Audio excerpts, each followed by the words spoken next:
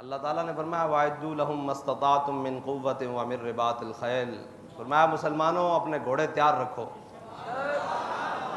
ان کو اسلام کے تھان پر باندھ کے رکھو۔ تُرْہِبُونَ بِهِ عَدُوَّ اللَّهِ وَعَدُوَّكُمْ، فرمایا ان سے اللہ کے دشمنوں کو بھی ڈراؤ اور اپنے دشمنوں کو بھی ڈراؤ، اور ان میں سے وہ دشمن ہیں جنہیں تم جانتے ہو اور وہ بھی ہیں جنہیں تم نہیں جانتے، اللہ جانتا ہے۔ اور اسلام کے تھان پر بڑا گھوڑا باندھنے والا مرد مجاہد جس کا نام ڈاکٹر عبدالقدیر خان ہے،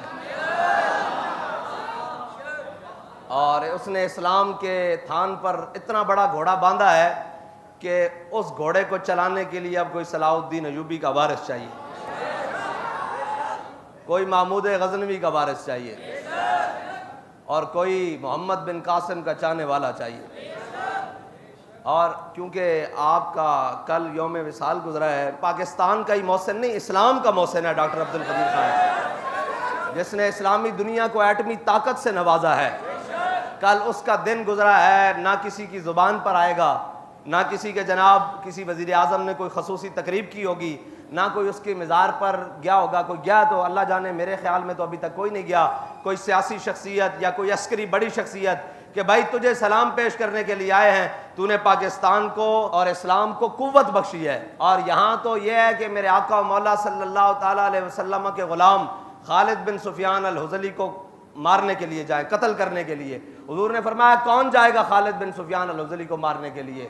حضرت عبداللہ بن انیس کھڑے ہوئے کہا یا رسول اللہ یہ خادم، یا رسول اللہ میں جاؤں گا۔ میرے آقا و مولا صلی اللہ تعالیٰ علیہ وسلم نے فرمایا وہاں جاؤ، مکے کی فلاں وادیوں میں وہاں بیٹھا ہوگا۔ انہوں نے کہا حضور وہ اس کو میں نے دیکھا بھی نہیں ہے، مجھے کیسے پتہ لگے گا کہ وہ ہے خالد بن سفیان الحذلی؟ تو میرے آقا و مولا صلی اللہ تعالیٰ علیہ وسلم نے فرمایا جب تو اس کو دیکھے گا نا تو تیرے جسم پر کبکبی داری ہو جائے گی کہ وہ اتنا بڑا گستاخ ہے۔ تو میرے آقا و مولا صلی اللہ تعالیٰ علیہ وسلم نے جب بھیجا نا، حضرت امام بخاری نے یہ بھی ایک باب پورا باندھا ہے اس وجہ سے کہ چلتے ہوئے نماز کیسے پڑھی جا سکتی ہے۔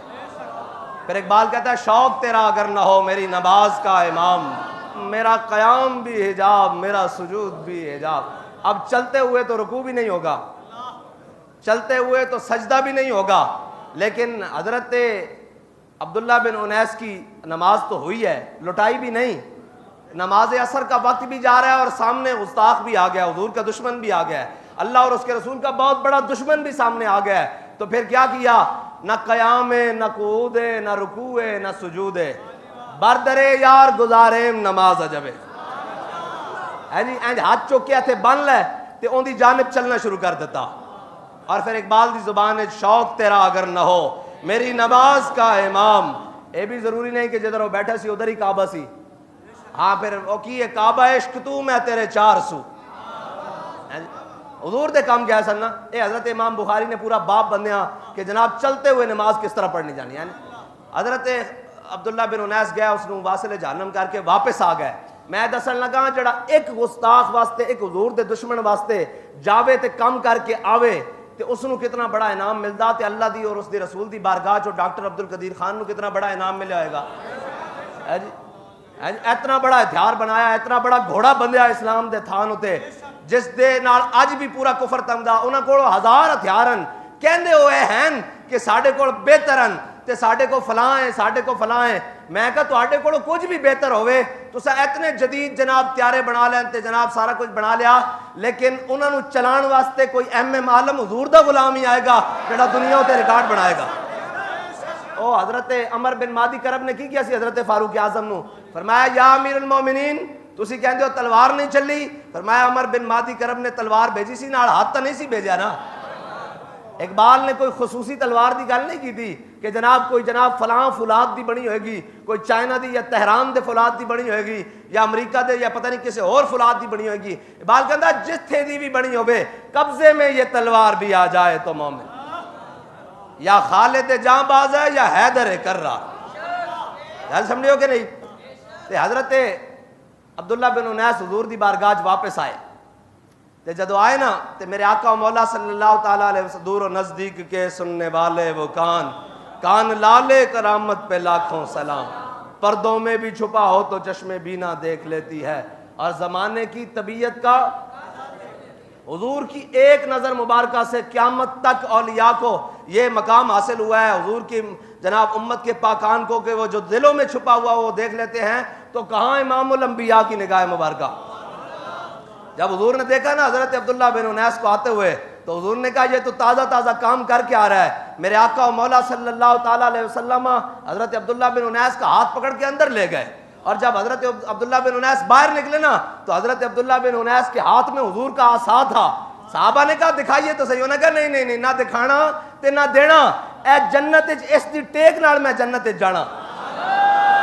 میرے آقا نے فرمایا قیامت والا دن ہونا عبداللہ بن انیس تے کسے کول کوئی سہارا نہیں ہونا، جدو تو میرے تک پہنچنا تے ان دی ٹیک نہ چل دے ہوئے آنا. تے پھر جناب ڈاکٹر عبد القدیر خان ہے جی، اور اے ساری زندگی کہیں گے مولوی سائنس کے خلاف ہوتے ہیں. اے بابا جی نے دسیا کہ نہیں جی، مولوی سائنس کے خلاف ہوتے ہیں، مولوی ٹیکنالوجی اور بیولوجی کے خلاف ہوتے ہیں. مولوی بالکل کسی سائنس کے خلاف نہیں ہے، مولوی کسی ٹیکنالوجی اور بیولوجی کے خلاف نہیں ہے. مولوی اس ٹیکنالوجی کی بات کرتے ہیں جس سے اسلام کو پاور آئے. ہم اس ٹیکنالوجی اور بیولوجی کی بات کرتے ہیں جس سے اسلام کو قوت ملے.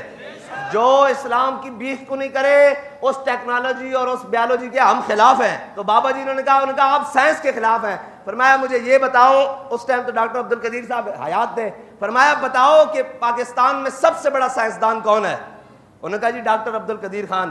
فرمایا وہ اس وقت کہاں ہیں؟ انہوں نے کہا جی ان کو تو پابند سلاسل کیا ہوا ہے، نظر بند کیا ہوا ہے. فرمایا کیوں؟ انہوں نے کہا جی وہ امریکہ کے کہنے پر عالمی پریشر بڑا ہے. فرمایا پاکستان کا سب سے بڑا سائنسدان ہو، تم نے اٹھا کر اس کو اندر رکھا ہوا ہو اور اس کو قید کیا ہو، تو مولانا خادم حسین رضوی پاکستان کے ہر ممبر پر ڈاکٹر عبد القدیر خان کا نام لے رہا ہو، تو بتاؤ سائنس کے خلاف تم ہو یا ہم ہیں؟ اگر کسی اور ملک کے اندر وہ ہوتا تو جناب انہوں نے اس کے مجسمے بنانے تھے اور جناب فلاں کرنا تھا. اس کو ہم محسن کش قوم ہیں، ہمارے اوپر جس نے بھی احسان کیا ہے ہم نے اس کو بڑی قسم پرسی کی حالت میں دنیا سے رخصت کیا ہے. لیکن یاد رکھنا جو قومیں اپنے محسنوں کے ساتھ یہ سلوک کرتی ہیں ان قوموں کے نام و نشان مٹ جاتے ہیں، باقی نہیں رہتے. آج تو موقع تھا پوری دنیا کو بتانے کا، اور جناب تم کس بات پر اکڑتے ہو؟ یہ بردیاں، یہ سوٹ، یہ بوٹ، یہ جی ہمارے پاس ایٹم بم ہے. تو جس نے ایٹم بم بنایا ہے تم نے تو اس کے ساتھ یہ سلوک کیا ہے. ایٹم بم بنایا ہے رکھو تم اپنے پاس، یہ چلائے گا کوئی محمد بن قاسم کا وارث، تم سے چلنے والا نہیں ہے. اور ترہبون بعدو اللہ وعدوکم، تم نے اس سے ڈرانا تھا اللہ کے دشمنوں کو، اس کے حبیب کے دشمنوں کو اور اپنے دشمنوں کو. تم سے کیا ڈرانا تھا؟ تم اس سے خود ڈرے ہوئے بیٹھے ہو. پوری دنیا اس کے رول بیک کرنے پر تیار ہے اور تمہیں قرضوں کے اندر دبا کر کہتی ہے کہ تم اس کو رول بیک کرو، اس کو بند کرو. وہ چاہتے ہیں کہ ان سے یہ ختم ہو جائے، لیکن انشاءاللہ یہ تو پھر پاکستان بابا جی کہا کرتے تھے اللہ کے رازوں میں سے ایک راز ہے. پاکستان اللہ کے رازوں میں سے اس نے انشاءاللہ قائم رہنا ہے، اور انشاءاللہ پاکستان ہی سے اسلام کی نشاط ثانیہ کا کام ہوگا. ابھی تو یہ روتے تھے کہ جناب پاکستان کے اندر یہ جہاں جائیں تو بچے آگے سے لبیک کہتے ہیں، تو آپ لبنان میں بھی جاؤ گے تو آگے سے وہ لبیک ہی کہیں گے، اور کیا کہیں گے انہوں نے.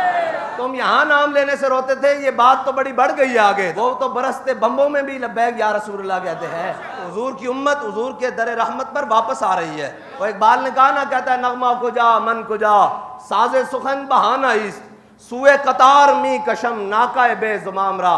یا رسول اللہ میں کتھے تے بڑیاں بڑیاں گلاں کتھے تے بڑے بڑے شعر کتھے تے غزلاں کتھے تے نعتاں کتھے تے حمداں کتھے تے بیت کتھے قافیہ کتھے ردیف کتھے. یا رسول اللہ سوئے قطار می کشم ناکائے بے زمام را. یا رسول اللہ میں او بولی بولیاں جڑی سعد بن معاذ نے بولی ہے جی، میں او بولی بول رہا جڑی سعد بن ربیع نے بولی، میں او بولی بول رہا جڑی کعب بن مالک نے میدان احد وچ بولی ہے جی، میں او بولی بول رہا جڑی حضرت امیر حمزہ نے بولی. یا ابن مقطعۃ البذور اقبال کہندا میں او بولی بول رہا تے کر کی رہا سوئے قطار می کشم. او حضور دی امت جڑی قطار تو وچھڑ گئی، سوئے قطار می کشم ناکائے بے زمام را. اقبال کہندا اور اس وچھڑی ہوئی اونٹنی نو حضور دی امت نو حضور دے در رحمت تو جڑی وچھڑ گئی دور چلی گئی، اونوں بلا بلا کے کہہ رہے ہیں کہ آ جاؤ حضور دے در تے.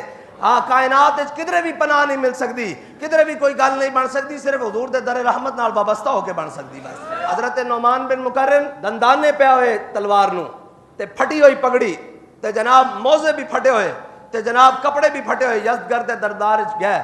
انہیں کیا ہوئے اس حال ہے تسی ساڑھے نہ جنگ لڑن آ گئے ہو، اے دندانے پہیاں تلواراں ہیں پکڑیاں پھٹیاں جسم تے جناب کپڑے بھی جناب پورے کوئی نہیں، پھر وہ بھی ٹاکیاں لگے ہوئے جڑے پیراں موزے وہ بھی پھٹے ہوئے، تسی اینے راہ ساڑھے نہ جنگ لگو گے؟ آپ نے فرمایا گل ایتھے جناب تخت بہ کے نہیں ہوئے گی، جے تینوں کوئی غلط فہمی تو میدان چاہ کے گل کرے تے فرمایا تینوں کس نے کیا کہ اسی اسباب نہ جنگ لڑن آیا، اسا کلمہ پڑھ لیا حضور دا، اے تلواراں دیکھ اس دی دھار تے اس دی تیزی دے اگر مظاہرے ویکھنے تے ذرا میدان چاہ کے باہر ویکھ لے کی کر رہی ہیں تلواراں تے انہیں جناب بڑے قیمتی جناب اور بچھائے ہوئے سن قالین تے جناب سونے دے تخت تے بیٹھے سی تے حضرت نعمان بن مقرن این کر کے نا جویں بندہ ٹیکدا نہیں جاندا این کر کے نیزہ پکڑیا تے پورا جناب قالین پھاڑ دے ہوئے گئے۔ فرمایا ساڈی نظر سونا تے مٹی برابر ہو گئے تے پھر حضور دے غلام ہر گل نہ مزہ لیندے، انہوں نے کیا ذرا شرارت کری، انہوں نے کیا اے جناب کچھ توفن تے کچھ مٹھائی ہے، اے جناب شیرینی ہے، اے لے جاؤ تے جناب اپنے سالار نو پیش کرنا، تے انہیں آپ نو 2 ٹوکرے دیتے، جدو آپ نے ہاتھ پایا نا تے آپ تا سمجھ گئے اس دے اندر پتھر اور مٹی سی تے آپ نے خوشی نال چک کے سر تے رکھ لے تے جدو مسلمانوں دے لشکر دے وال گئے نا تے جدو سامنے لشکر آیا تے خوشی نال ٹوکرے رکھ کے آوازاں دینی شروع کر دیا، انہوں نے کہا مبارکاں ہون، انہوں نے کہا کس گل دی مبارکاں، انہوں نے کہا جنگ لڑن آئے سا مٹی انہیں اپنے حوالے کر دیتی ساڑھے اپنے آپ تے بس ان قلعے انہیں ساڑھے حوالے کر دینا۔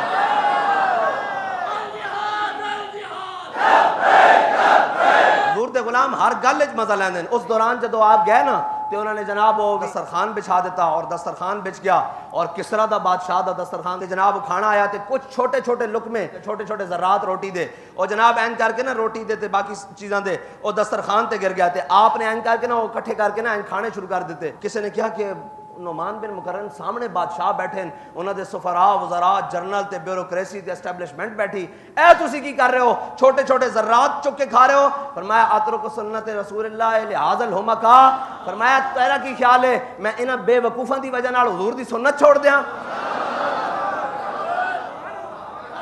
میں ایک کیا سی نا کہ حضور نے فرمایا جنہیں دنیا جمع کیتی اندے عقل ہے ہی کوئی نہیں، اے حضرت نعمان بن مقرر نے بے وقوف انہوں نے اس بنیاد تے کیا کہ اے تا بے وقوف ان دنیا دا مال جمع کیتی بیٹھے ہیں، اسی عقل مند نہ جڑا سارا کچھ ترک کر کے حضور دا دین لئی پھردے ہیں پوری دنیا تے۔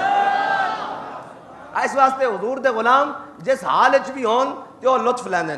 حضرت خواجہ غلام فرید آپ حج تے گئے نا تے رستے ڈاکو پے گئے، سارا سامان لٹ لیا حضرت خواجہ غلام فرید دا، جدو لوٹ لیا نا تو لوٹ کے جان لگے نا واپس سواریاں بھی لے لیاں خورد و نوش دا سامان بھی جتنا زیادہ راسی سارا لوٹ لیا تے خواجہ پھر عاشق ہوندا نا وہ ہر لمحے مزہ لیندا، جویں بابا جی نو جناب سڑیاں تو تھلے لے کے جا رہے سن تے بابا جی مسکرا پے، عاشق ہر گل وچ مزہ لیندا۔ حضرت نعمان بن مقرر نے سر تے ٹوکرا رکھیا مٹی دا تے مسکرا پے تے جناب عاشق ہر حال وچ بابا جی نے انہیں کہا جی بابا جی مسکراندے کیوں؟ فرمایا جنہاں واسطے اسی کر رہے ہو سانو ویکھ رہے ہیں، جنہاں واسطے تو کر رہے ہو سانو نہیں ویکھ رہے۔ عاشق ہر گل دا مزہ لیندے۔ خواجہ غلام فرید نو جدو انہوں نے مارے جان لگے نا تے خواجہ صاحب نے روک لیا، فرمایا ذرا رکو ہن ساڈی گل بھی سنو۔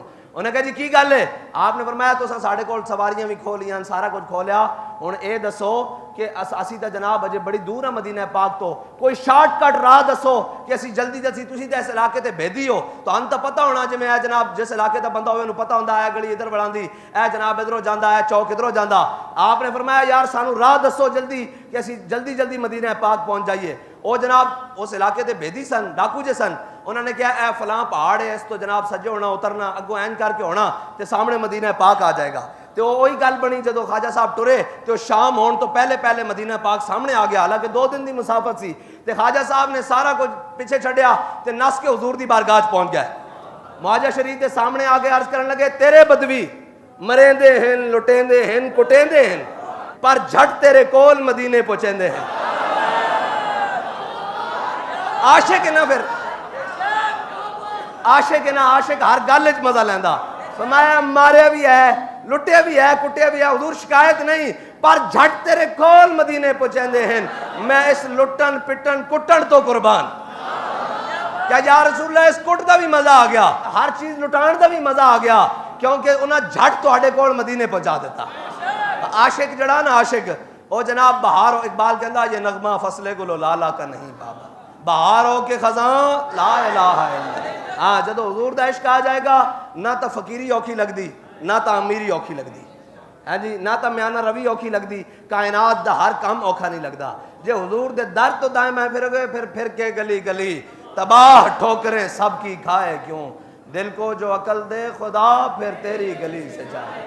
ہاں پھر کسی شاید سکون نہیں بچے گا۔ ایک حضور دا در ہے، بخدا خدا کا یہی ہے در، نہیں اور کوئی مفر مکر، جو وہاں سے ہو یہیں آ کے ہو، جو یہاں نہیں تو وہاں نہیں۔ ڈاکٹر عبدالقدیر خان آخر بھی یہ کہہ کے گئے نا، انہیں کیا میں کسی کو متاثر نہیں ہویا، کوئی آیا انہیں عین کر کے حکایت سلام لیا، کسی نے سلوٹ ماریا، کسی نے، انہیں کہا ایک بابا آیا ویل چیئر والا،